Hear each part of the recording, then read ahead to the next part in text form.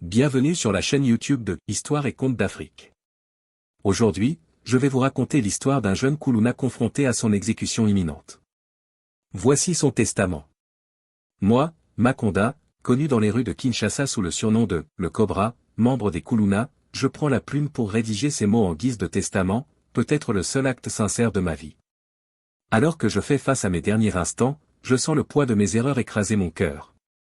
Mes mains tremblent, non pas de peur de l'inévitable, mais de regret pour tout ce que j'ai détruit, pour les vies que j'ai brisées, et pour les rêves que je n'ai jamais eu le courage de poursuivre. Je suis né dans une ville pleine de vie, mais aussi pleine de défis. Dès mon enfance, la rue est devenue mon école, et la violence, mon unique langage.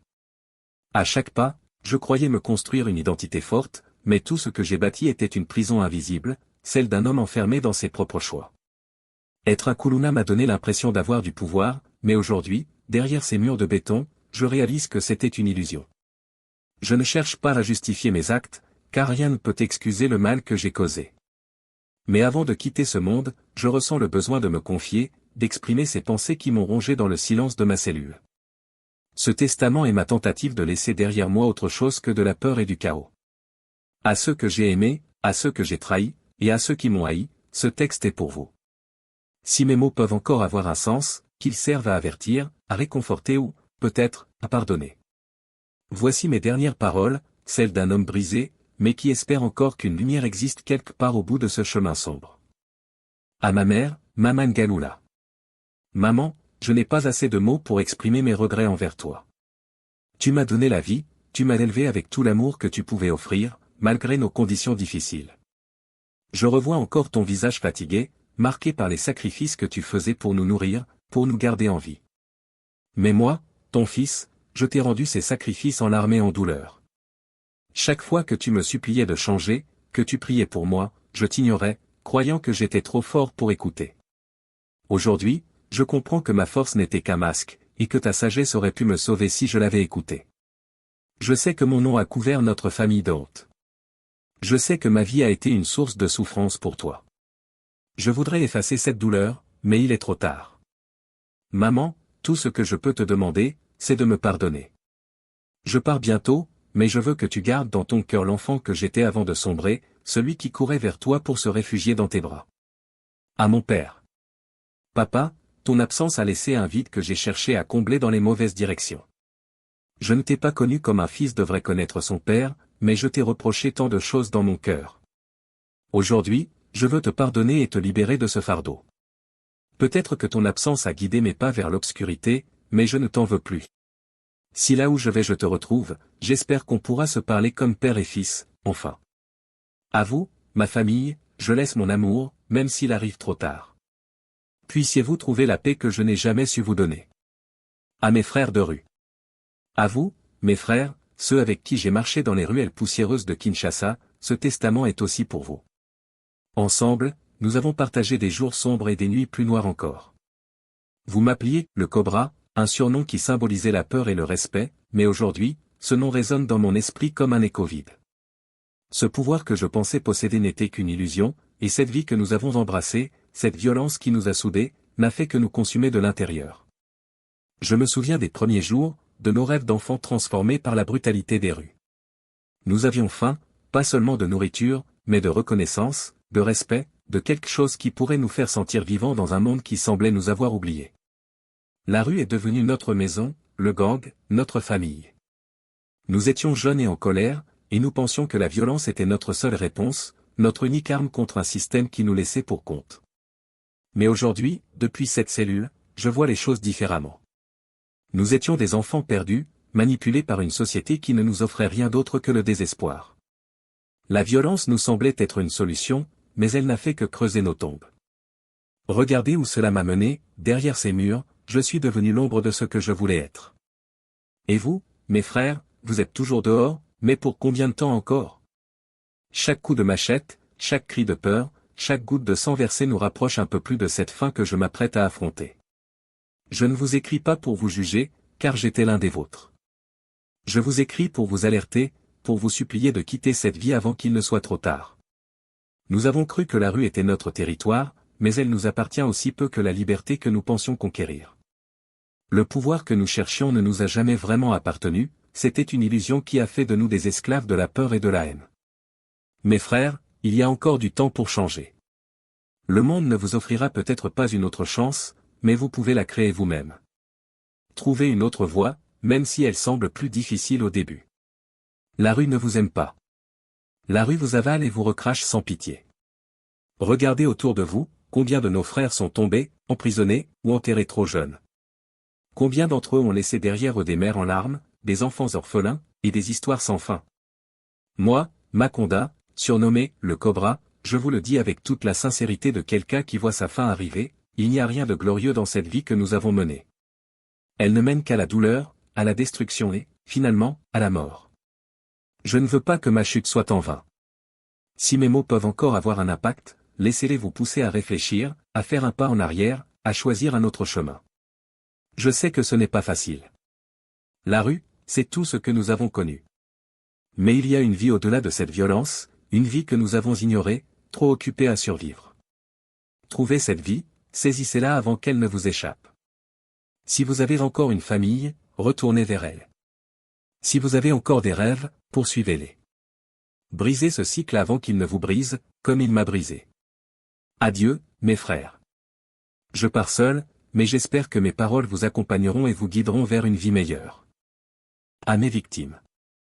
À vous, mes victimes, ceux que j'ai blessés, terrorisés ou qui ont perdu des proches à cause de moi et de mes actes, je vous écris ces mots avec un cœur lourd.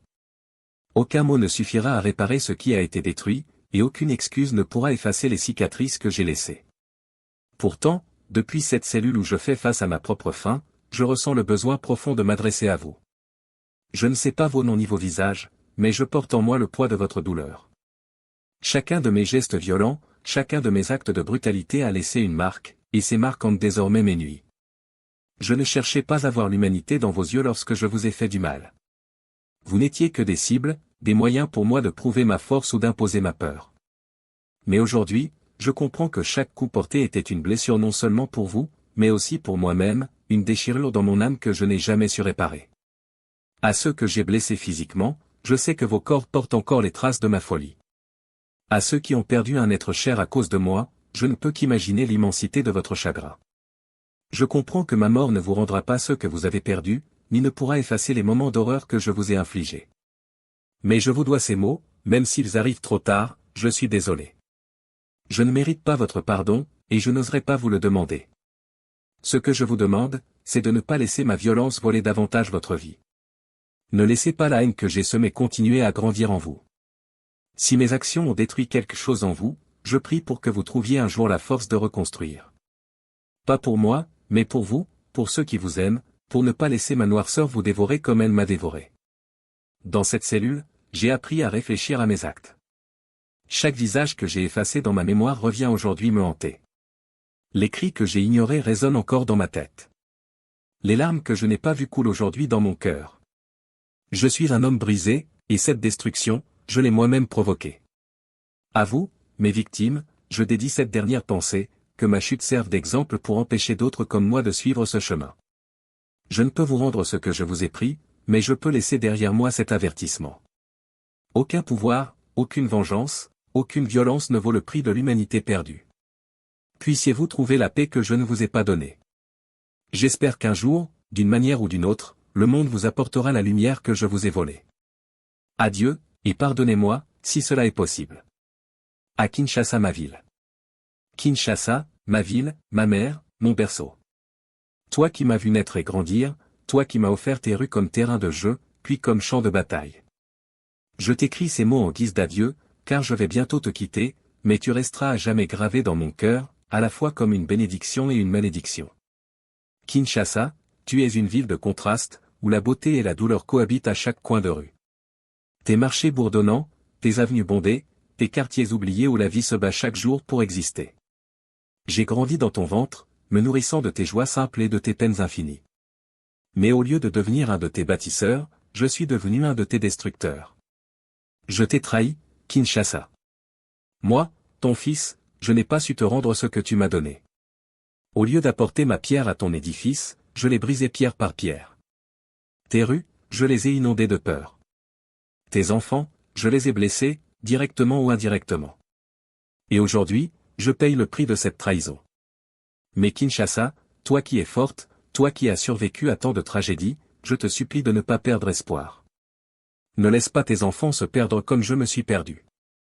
Garde ton courage et ta résilience, et inspire tes habitants à chercher une vie meilleure, loin de la violence et du chaos. Adieu, Kinshasa. Puisses-tu trouver la paix que je n'ai jamais su offrir.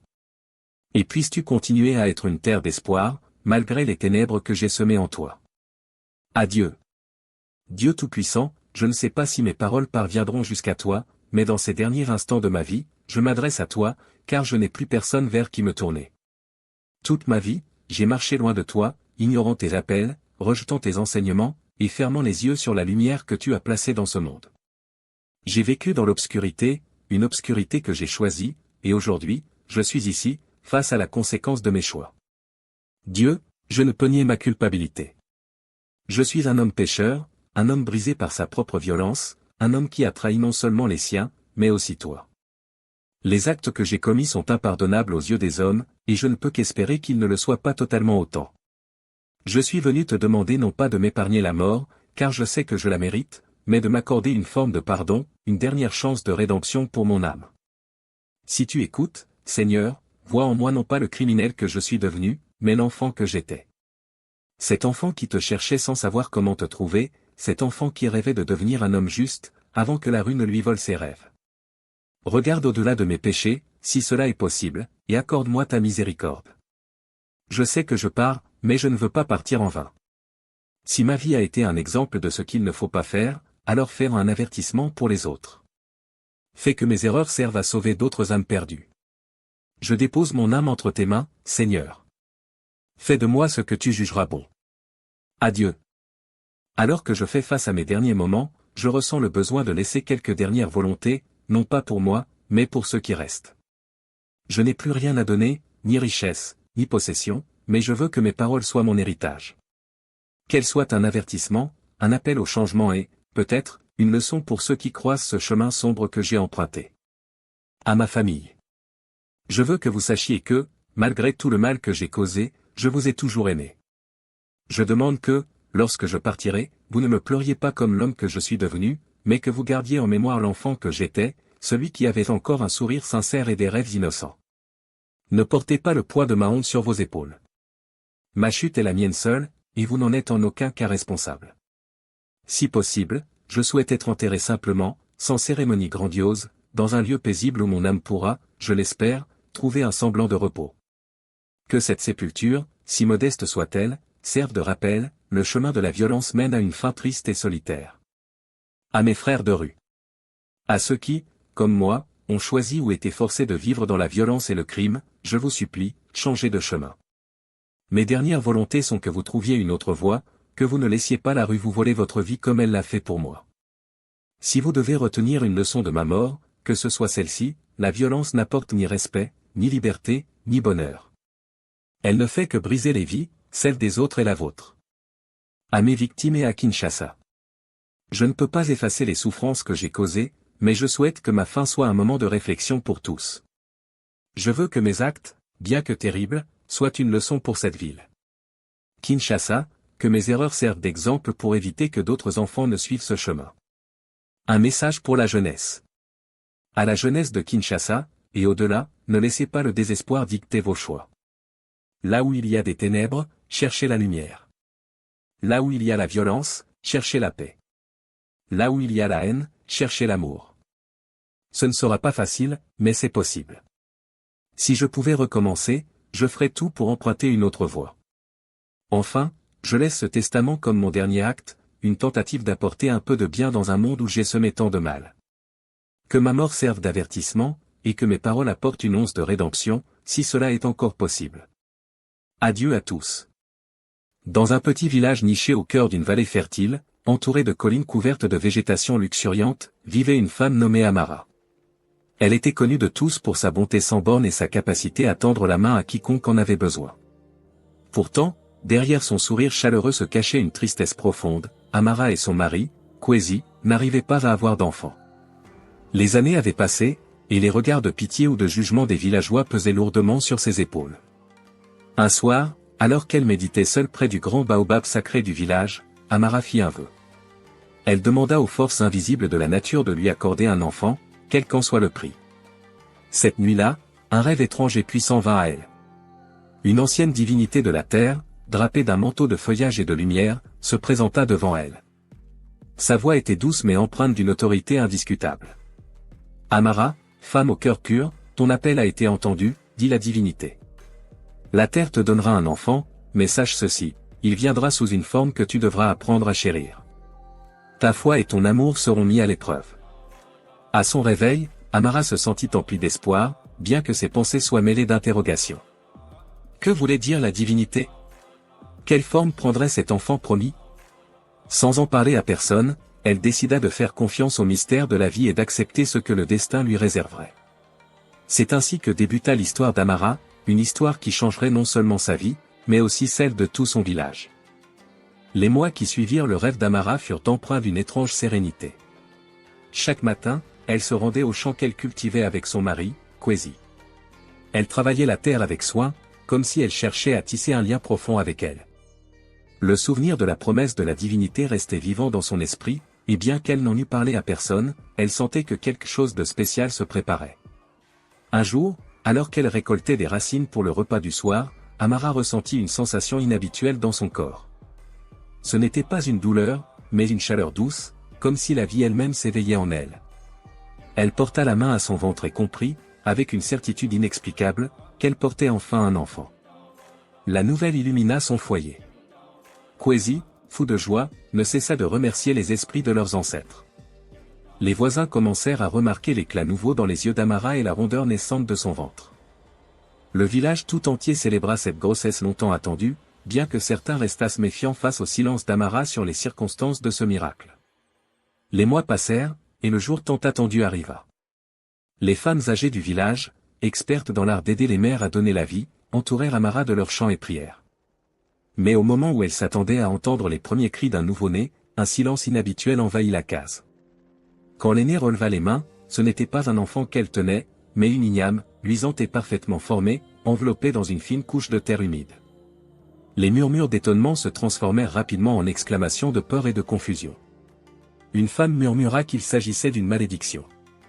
Une autre affirma qu'Amara avait sûrement offensé les esprits. Seule Amara resta silencieuse, son regard fixé sur l'igname dans ses bras. Dans son cœur, elle se rappela les paroles de la divinité, « Ta foi et ton amour seront mis à l'épreuve. » Alors que les femmes reculaient avec crainte, Amara serra l'igname contre elle, comme elle l'aurait fait pour un enfant. Elle chuchota doucement, « Tu es mon cadeau, et je t'aimerai comme tel. » La nouvelle se répandit dans tout le village. Certains vinrent voir l'étrange « enfant » d'Amara, d'autres restèrent à distance, chuchotant des propos moqueurs ou effrayés. Kwesi, bien que déconcerté, choisit de soutenir sa femme. « Si les esprits ont jugé bon de nous donner cet enfant sous cette forme, alors nous l'accepterons, » déclara-t-il fermement. Amara traita l'igname comme un véritable bébé. Chaque jour, elle la baignait dans une eau parfumée d'herbe, lui parlait et la berçait au clair de lune. Les moqueries du village ne l'ébranlèrent pas. Mais au fond d'elle, elle se demandait quel secret cachait cet étrange don de la terre. Un soir, alors qu'elle chantait une berceuse sous le grand baobab, l'igname émit une lueur douce, presque imperceptible. Ce fut le premier signe qu'Amara n'avait peut-être pas seulement reçu un don étrange, mais un véritable miracle. Les jours passèrent, et l'igname d'Amara continuait de susciter l'étonnement et l'incompréhension dans le village. Les enfants chuchotaient en riant lorsqu'ils la voyaient percer sa précieuse igname, et les anciens secouaient la tête, murmurant que cela n'était pas naturel. Mais Amara, fidèle à sa promesse, ne laissait ni moquerie ni jugement l'atteindre. Elle voyait dans cette igname un trésor unique, un mystère qu'elle aimait de tout son cœur. Cependant, les épreuves ne tardèrent pas à s'intensifier. Une saison de sécheresse frappa le village, asséchant les rivières et appauvrissant les récoltes. Beaucoup de villageois commencèrent à accuser Amara et son enfant. Selon eux, cet événement étrange avait provoqué le courroux des esprits de la nature. C'est une malédiction, déclara un ancien au milieu d'une réunion communautaire. Nous devons nous débarrasser de cet igname avant qu'il ne soit trop tard. Malgré les protestations de Kwesi et de quelques proches, la pression sur Amara devint insoutenable. On lui ordonna de jeter l'igname dans la rivière sacrée pour purifier le village. Amara, cependant, refusa catégoriquement. Si cet igname est une bénédiction ou une épreuve, elle est mienne à porter. Je ne trahirai pas ce que la terre m'a confié, déclara-t-elle avec fermeté. Isolée et rejetée par la plupart, Amara trouva refuge sous le grand baobab, là où elle avait fait son vœu. Chaque soir, elle parlait à l'igname comme si elle pouvait entendre, lui racontant des histoires, partageant ses espoirs et ses peurs. Une nuit, alors qu'elle chantait doucement, une lumière douce émana une nouvelle fois de l'igname. Cette fois, la lumière était plus forte, et une voix faible, presque un murmure, s'éleva. « Mère !» Amara sursauta, croyant avoir imaginé ce son. Mais la lumière devint plus vive, et la voix se fit entendre à nouveau. « Mère, ne perds pas espoir. Conduis-moi à la clairière des esprits. Là, la vérité sera révélée. » Le cœur battant, Amara comprit qu'elle devait agir. Elle n'avait jamais entendu parler de la clairière des esprits, mais elle savait que les anciens disaient qu'un tel lieu existait, caché dans les profondeurs de la forêt. Le lendemain, elle expliqua sa décision à Kwesi, qui, bien que préoccupé, décida de l'accompagner. Ensemble, ils partirent à l'aube, l'igname soigneusement enveloppé dans un tissu. Le voyage fut long et ardu. La forêt semblait vivante, comme si elle guidait leurs pas tout en les mettant à l'épreuve. Des racines entravaient leur chemin, des ombres dansantes semblaient les observer, mais Amara avançait avec une détermination inébranlable. Après plusieurs jours de marche, ils atteignirent une clairière baignée d'une lumière dorée. Au centre se trouvait un cercle de pierres anciennes, recouvertes de motifs mystérieux. Dès qu'Amara posa l'igname au centre du cercle, la terre trembla légèrement, et une voix profonde résonna dans l'air. « Amara, ta foi a été éprouvée, et ton amour a triomphé. Prépare-toi, car le mystère de ton don sera enfin dévoilé. » Amara et Kwesi se tenaient main dans la main, le souffle coupé, tandis que la lumière émanant de l'igname enveloppait toute la clairière. Ce qui allait suivre allait changer leur vie à jamais. Au cœur de la clairière, un silence profond s'installa alors que la lumière de l'igname atteignait son intensité maximale. Amara et Kwesi, éblouis mais remplis d'une étrange sérénité, regardaient avec fascination ce qui se déroulait devant eux. L'igname, jusque-là inerte, commença à léviter doucement au-dessus du sol, enveloppé d'une lueur dorée. Puis, dans un éclat soudain, l'igname se fendit délicatement en deux. De l'intérieur émergea une silhouette lumineuse, petite et fragile, qui se matérialisa peu à peu sous leurs yeux. C'était un enfant, un garçon aux traits parfaits, dont la peau semblait scintiller comme la lumière du matin. Ses yeux brillaient d'une sagesse ancienne, et son sourire chaleureux fit couler des larmes de joie sur le visage d'Amara. « Mère, père, je suis là », dit l'enfant d'une voix claire et apaisante. Amara tomba à genoux, les mains tremblantes mais remplies de gratitude. « Tu es le miracle que la terre m'avait promis, » murmura-t-elle. La voix profonde qui avait résonné plus tôt se fit à nouveau entendre, mais cette fois avec une douceur bienveillante. « Amara, ton amour et ta foi ont triomphé de la peur et du jugement. L'igname que tu as porté n'était pas un simple fruit de la terre, mais une bénédiction divine. Cet enfant est né de l'essence de la nature et de ton cœur pur. » L'enfant s'approcha de ses parents et tendit les bras vers eux. Kwesi le prit dans ses bras avec précaution, son cœur débordant d'émotion. Amara les rejoignit, serrant son fils contre elle. À cet instant, tout doute ou douleur s'effaça de leur esprit. La voix reprit, « Cet enfant est un don, non seulement pour vous, mais pour votre village et la terre tout entière. Il apportera prospérité et harmonie, mais son pouvoir repose sur votre amour et votre protection. Retournez à votre foyer, et ne craignez plus les jugements des hommes. » Alors que la lumière s'atténuait, la clairière sembla respirer à l'unisson avec eux. Les arbres bruissèrent doucement, comme pour les applaudir, et la lumière dorée du cercle de pierre se dissipa lentement. L'enfant, bien qu'apparu sous des circonstances extraordinaires, était désormais un être de chair et de sang, rayonnant d'une vitalité unique. Amara et Kwesi retournèrent au village, portant leur fils dans leurs bras. À leur arrivée, les villageois se rassemblèrent, ébahis par la transformation miraculeuse. Certains, encore sceptiques, restaient silencieux, mais beaucoup tombèrent à genoux en voyant l'enfant. « Ce n'est pas une malédiction, mais une bénédiction », s'exclama une femme âgée, les larmes aux yeux. Le chef du village, profondément ému, invita Amara à raconter son histoire. Lorsqu'elle termina, une grande fête fut organisée pour célébrer ce miracle. L'enfant fut nommé Enyanwu, qui signifie « lumière du soleil », en reconnaissance de la clarté et de l'espoir qu'il avait apporté. Dans les mois qui suivirent, la sécheresse cessa, et les champs du village produisirent des récoltes abondantes comme jamais auparavant.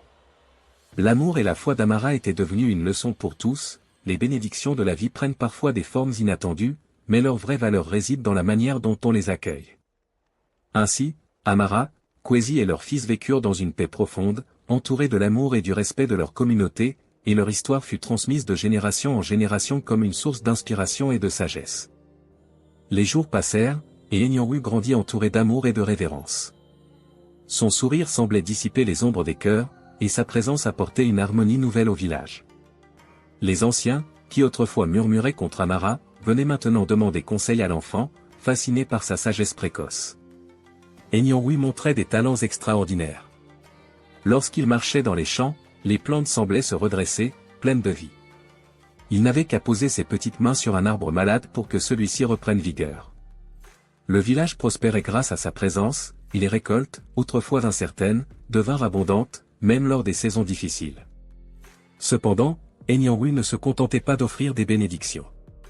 Il était curieux et attentif, toujours prêt à écouter les histoires des anciens ou à apprendre les chansons et les légendes du village. Il prenait plaisir à jouer avec les autres enfants, les traitant avec une humilité qui contrastait avec les dons extraordinaires qu'il possédait. Un jour, une délégation d'un village voisin arriva, portant des nouvelles troublantes. Leur communauté souffrait d'une étrange maladie qui décimait les récoltes et frappait les habitants d'une faiblesse inexplicable. Ayant entendu parler d'Enyanwu, il venait demander son aide. Le chef du village consulta Amara et Kwesi, hésitant à exposer l'enfant à de tels dangers. Mais Enyanwu, malgré son jeune âge, se leva et dit avec une détermination calme. « Si je suis un don de la terre, alors je dois être utile à tous ceux qui en ont besoin. Je veux aider. » Accompagné de ses parents et d'un groupe de villageois, Enyanwu se rendit dans le village voisin. Là, il trouva des champs stériles, des rivières asséchées, et des visages marqués par la souffrance. Enyanwu demanda à être conduit dans les champs. Il s'agenouilla, les mains plongées dans la terre, et murmura une prière que personne ne comprit entièrement. Une lumière douce émana de lui, s'infiltrant dans le sol comme une onde invisible. Les villageois regardèrent avec étonnement alors que la terre semblait respirer à nouveau. La terre était en colère, car elle a été exploitée sans gratitude, expliqua Enyanwu. Vous devez honorer ce que vous prenez et rendre ce que vous pouvez. Plantez des arbres, partagez vos récoltes avec ceux qui ont faim, et la terre vous bénira. En suivant ces conseils, le village retrouva rapidement sa prospérité. La maladie disparut, les récoltes reprirent, et les habitants se mirent à honorer la nature avec plus de respect. De retour chez lui, Enyanwu devint une figure de légende vivante. Bien qu'il soit encore un enfant, les chefs de plusieurs villages venaient chercher ses conseils. Mais malgré cette notoriété grandissante, Enyanwu restait un fils aimant, jouant dans les champs avec Amara et Kwesi, comme tout autre enfant. La leçon qu'il avait enseignée ne se limitait pas à une simple prospérité matérielle. Les villages environnants apprirent à voir la terre non comme une ressource inépuisable, mais comme une mère bienveillante, méritant soin et gratitude. Ainsi, Enyanwu devint non seulement un symbole de bénédiction, mais aussi un guide vers une vie en harmonie avec la nature. Son héritage se transmit de génération en génération, et son nom resta gravé dans les cœurs comme celui qui rappela à tous que l'amour, la foi, et le respect de la terre sont les véritables clés du bonheur et de l'abondance. Quelle est la moralité de ce récit? L'histoire d'Amara, de Kwesi, et de leur fils Enyanwu est bien plus qu'un récit extraordinaire, c'est un miroir tendu à nos vies, une source de sagesse intemporelle. Elle nous enseigne avant tout l'importance de la foi et de l'amour face à l'inconnu. Amara aurait pu céder au jugement et aux peurs de son village, mais elle a choisi de faire confiance à la promesse de la vie, d'aimer sans condition ce qui lui avait été offert, même si cela semblait incompréhensible. Cette histoire nous rappelle également que les bénédictions ne se manifestent pas toujours sous des formes familières.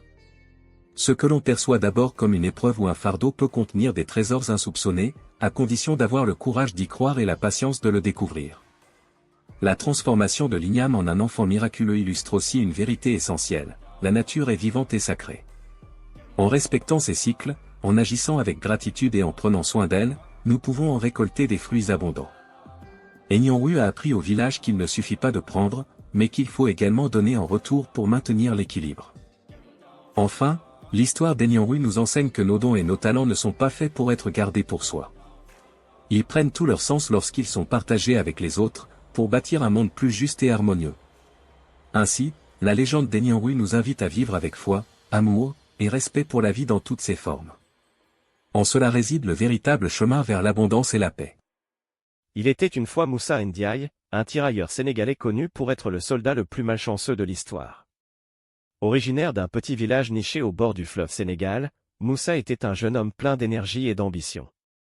Lorsque la Première Guerre mondiale éclata en 1914, il répondit à l'appel de l'armée française, espérant à la fois servir une cause noble et offrir un avenir meilleur à sa famille.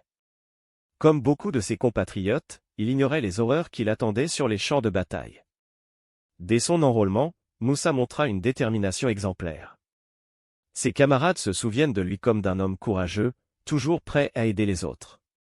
Cependant, le destin semblait avoir décidé de faire de lui son jouet favori. Son parcours fut marqué par une succession d'événements incroyables où la malchance jouait toujours un rôle principal. Les rares moments de répit étaient éclipsés par des incidents absurdes et souvent tragiques qui firent de Moussa une figure unique dans l'histoire des tirailleurs. Pourtant, Moussa ne se laissa jamais abattre. Chaque épreuve qu'il traversa ajoutait une couche à son histoire, transformant son existence en une véritable légende. Son optimisme et sa capacité à trouver l'humour même dans les situations les plus désespérées lui valurent le respect et l'admiration de ses compagnons d'armes.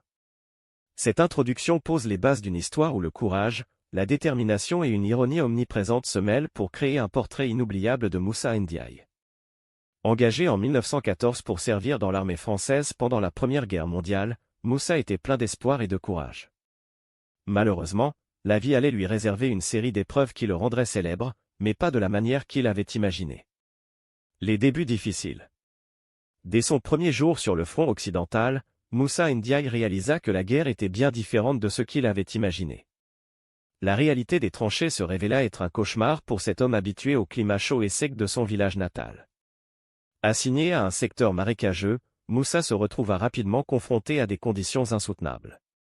Les tranchées étaient constamment inondées par la pluie, transformant le sol en un bourbier gluant et glacial. Alors que certains de ses camarades parvenaient à s'adapter, Moussa semblait toujours se retrouver au mauvais endroit au mauvais moment. Un jour, alors qu'il était de garde, un obus allemand explosa à proximité. Bien que miraculeusement indemne, il fut projeté dans une mare de boue. Recouvert de la tête aux pieds, il fut accueilli par les rires moqueurs de ses compagnons lorsqu'il retourna à son poste. Plutôt que de se vexer, Moussa ria avec eux, déclarant que même la boue semblait l'aimer plus que les balles. Mais sa malchance ne s'arrêta pas là. Lors d'une patrouille nocturne, il marcha accidentellement sur une gamelle laissée par un soldat imprudent, attirant l'attention des lignes ennemies. Une rafale de tirs s'ensuivit, obligeant toute son escouade à se replier précipitamment. Personne ne fut blessé, mais Moussa devint rapidement la cible de plaisanteries dans son unité. Malgré ces humiliations, il restait d'une loyauté à toute épreuve. Lors d'une mission, il risqua sa vie pour récupérer le fusil d'un camarade tombé sous le feu ennemi. Bien que son courage fût reconnu, cet acte marqua aussi un nouvel épisode de malchance. En regagnant la tranchée, il glissa sur une planche détrempée et tomba à nouveau dans une flaque de boue, cette fois devant un officier supérieur. Les semaines passèrent, mais les ennuis de Moussa semblaient sans fin. Lors d'une distribution de rations, il fut le dernier à recevoir son repas. Quand arriva son tour, il découvrit que la marmite était vide. Affamé, il se contenta de rire une fois encore, se promettant que, un jour, la chance finirait par tourner en sa faveur. Ainsi, ses premiers mois sur le front furent une suite d'épreuves. Pourtant, loin de se laisser abattre, Moussa restait déterminé à prouver qu'il pouvait surmonter toutes les difficultés, même celles que le destin semblait placer exprès sur son chemin. Lors de son premier déploiement sur le front occidental, il fut assigné à une tranchée qui était constamment inondée. Alors que ses camarades trouvaient des moyens d'éviter le pire, Moussa semblait toujours être au mauvais endroit au mauvais moment. Un jour, un obus tomba près de sa position, provoquant une explosion de boue et d'eau sale. Bien que miraculeusement indemne, Moussa fut recouvert de boue de la tête aux pieds et devint la risée de sa compagnie. Quelques semaines après ses mésaventures sur le front, Moussa Ndiaye fut envoyé en mission de reconnaissance derrière les lignes ennemies. Cependant, une série de malentendus et une carte mal dessinée le conduisirent dans une direction complètement opposée à son objectif. Égaré dans une épaisse forêt, Moussa tenta de retrouver son chemin mais échoua lamentablement. Pendant 2 jours, il survécut en mangeant des baies sauvages et en buvant de l'eau d'une rivière glaciale. Finalement, épuisé et désorienté, il tomba nez à nez avec une patrouille allemande. Les soldats ennemis, surpris de le voir seul et sans défense, le capturèrent sans difficulté. Moussa fut conduit dans un camp de prisonniers en Allemagne, où les conditions de vie étaient à peine meilleures que dans les tranchées. Les baraquements étaient surpeuplés, et la nourriture se limitait souvent à un morceau de pain rassis et une soupe claire. Moussa, cependant, ne perdit pas son sens de l'humour.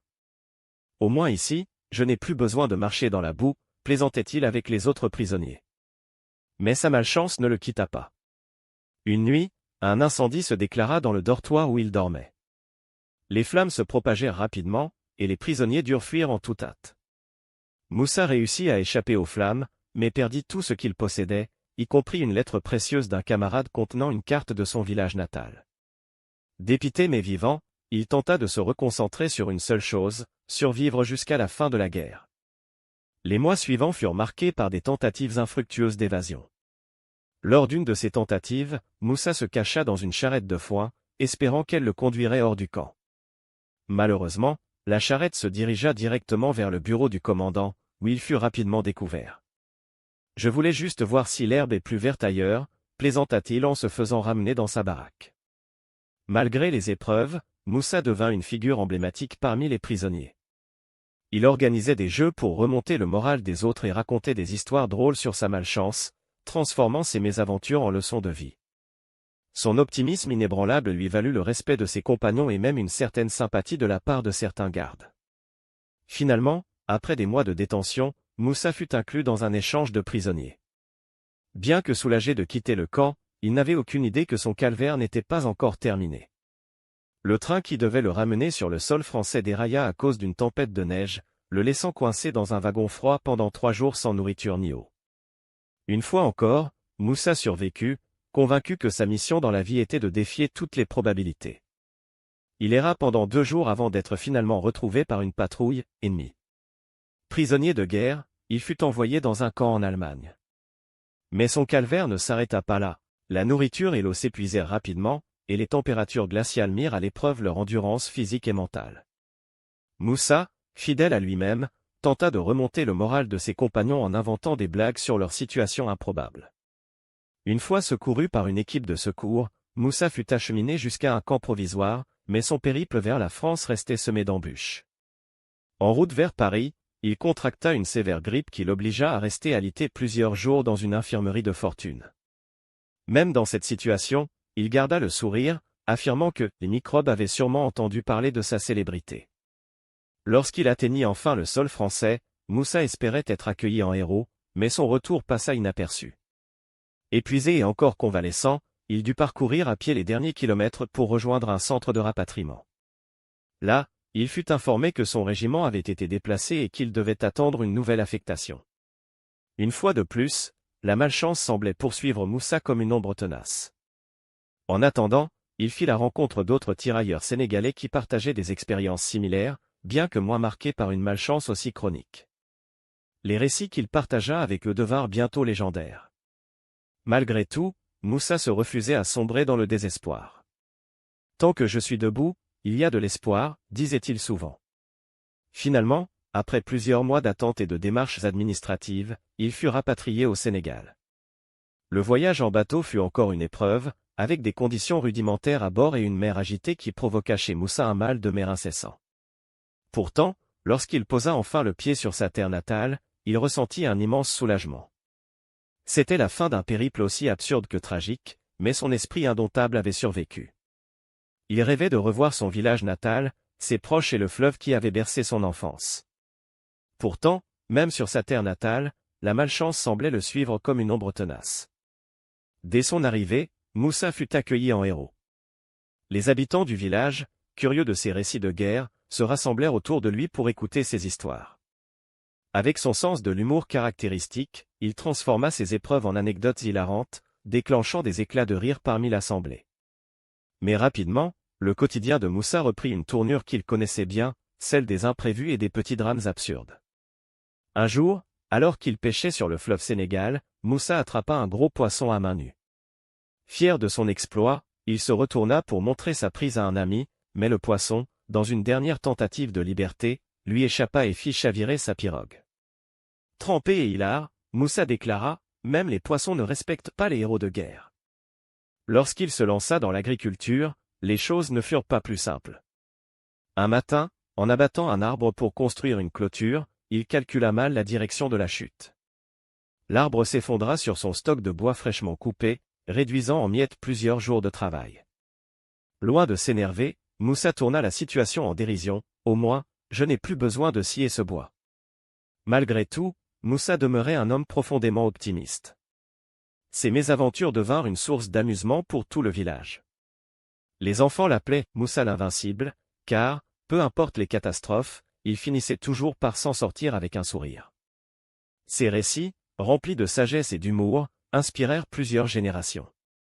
Ainsi, même si la malchance continua de jalonner son chemin, Moussa trouva dans sa vie quotidienne un équilibre qu'il avait perdu durant les années de guerre.